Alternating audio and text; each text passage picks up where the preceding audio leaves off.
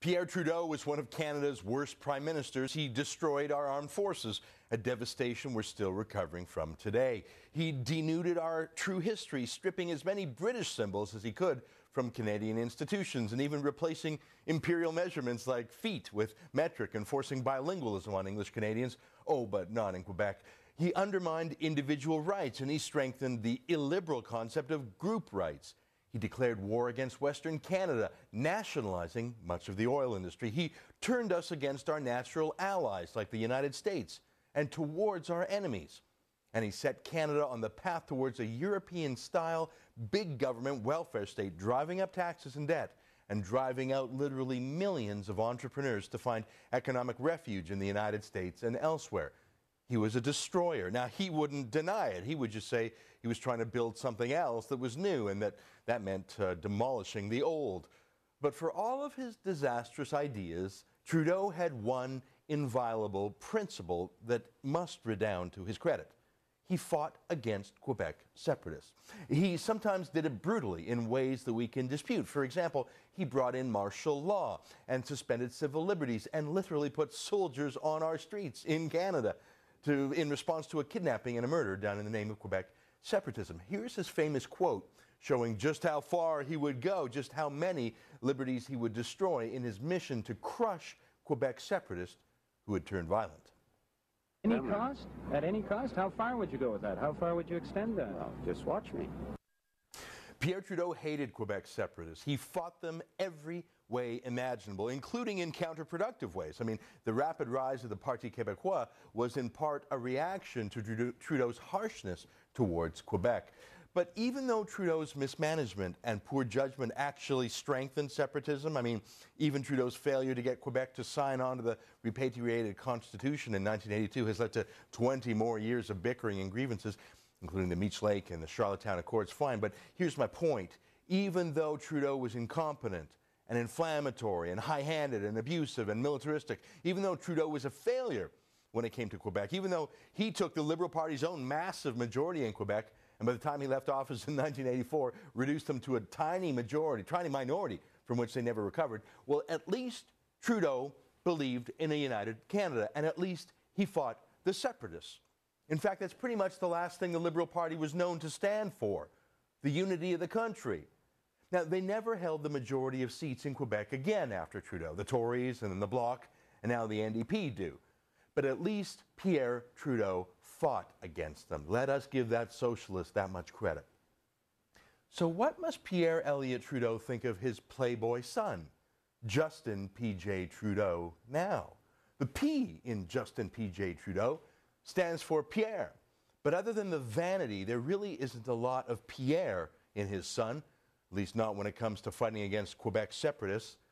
We saw a first look at this when the Liberal Party signed a written contract with the Bloc Québécois and the NDP to try to form a coalition government back in 2008. Here's Justin Trudeau's own personal signature agreeing to a coalition with the Bloc. That's him signing his name.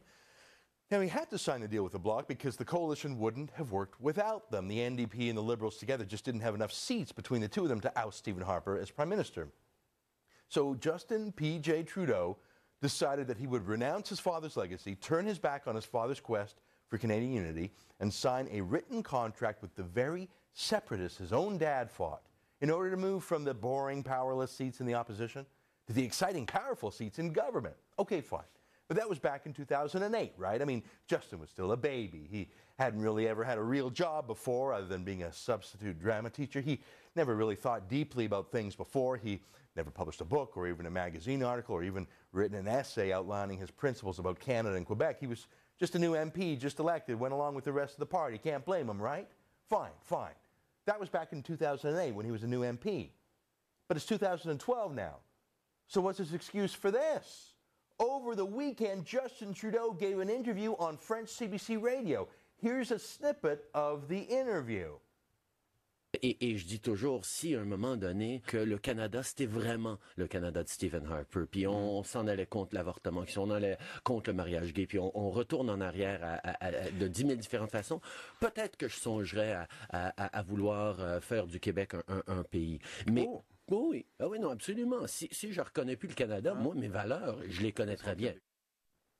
Let me read the money quote there again. Quote, I always say, if at a certain point I believe that Canada was really the Canada of Stephen Harper, that we were going against abortion, that we were going against gay marriage, and we were going backwards in 10,000 different ways, maybe I would think about wanting to make Quebec a country, unquote. You got that? If Justin Trudeau doesn't get his way, if he doesn't win public debates or votes, then he's going to think about joining the separatists. So he loves Canada unless he doesn't get his way in Canada. Then he doesn't love Canada anymore. He'll consider breaking it up. So not my country right or wrong, not my country through thick or thin, not my country and I'm going to work to make it better. Justin Trudeau, the empty-headed, unaccomplished Paris Hilton of our parliament, has threatened not only to throw away his father's legacy, but to actually join the other side if he doesn't get his way in votes. Sorry, to be more accurate, if Canadians don't agree with Trudeau. So if Canadians don't agree with Justin, he'll break up the country. So what's the difference between that and the separatists right now, or the separatists back in his father's time? If they don't get what they want, they're out of here. Well, imagine if every Canadian MP said that. Imagine if the oil sands don't get the pipelines they want, then they should separate. If Newfoundland doesn't get the hydro deal it wants with Quebec, should they separate too? If Toronto doesn't get the subway system it wants, for it to separate? I mean, you don't lose a debate or an election and then threaten to quit the country and take your province or city with you. You don't hold national unity hostage to your own particular vision of Canada. What a snapshot into the vacuous hollows of Justin Trudeau's mind. Not just that he has a total lack of understanding of the Liberal Party and his father's chief legacy, but that he even lacks the basic ingredients of citizenship. He thinks it's conditional on winning, and he thinks so little of the rest of Canada that he threatens to break his particular turf away in protest. Look at this. Do you ever think that maybe there's more to life than being really, really, really ridiculously good looking? I often mock boy man Trudeau for being nothing more than a pretty face. He spends so much time in the morning getting his hair just so and making sure his shirt is unbuttoned just so. I'm just having sport with the political lightweight. But this weekend, Trudeau proved my character of him was true. Trudeau is in his 40s now, though he dresses like he's in his 20s. But even in his 40s, he has yet to have a serious thought, other than it's totally cool to be born a Trudeau. Sorry, that's not enough. And if Pierre Trudeau was around today, he'd give his separatist son a political scorching he'd never forget.